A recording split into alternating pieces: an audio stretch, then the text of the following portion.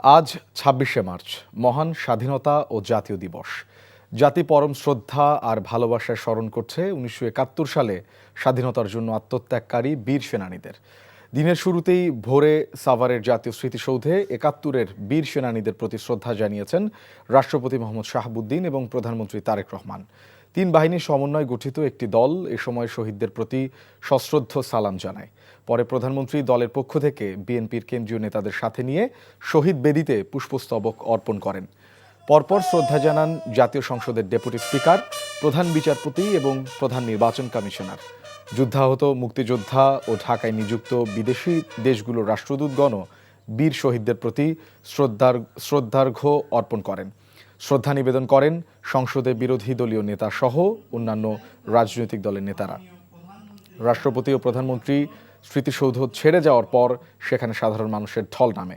সবার ঐক্যবদ্ধ প্রচেষ্টায় নতুন বাংলাদেশ গড়ার প্রত্যয় ব্যক্ত করেন বিএনপি মহাসচিব মির্জা ফখরুল ইসলাম আলমগীর।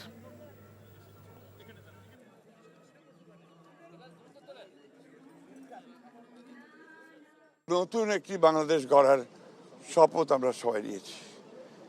আমরা সেই লক্ষ্যে আগামী দিনগুলোতে বাংলাদেশকে সত্যিকার অর্থেই একটা সুখী সমৃদ্ধ বাংলাদেশ গড়ে তুলবার জন্য কাজ করব। একটা অহিংস, দুর্নীতিমুক্ত, বৈষম্যহীন, মানবিক বাংলাদেশ আমরা সবাই মিলে যেন গঠন করতে পারি।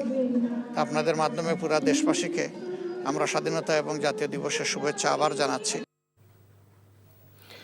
দর্শক, সাভার জাতীয় স্মৃতিসৌধ থেকে এই মুহূর্তে সরাসরি যুক্ত হচ্ছেন স্টাফ করেসপন্ডেন্ট ইফতেখার রেজা। ইফতেখার, রাষ্ট্রীয় আনুষ্ঠানিকতা শেষে সাধারণ মানুষের উপস্থিতি কেমন দেখছেন এবং সার্বিক পরিস্থিতি এখন কেমন রয়েছে জানাবেন।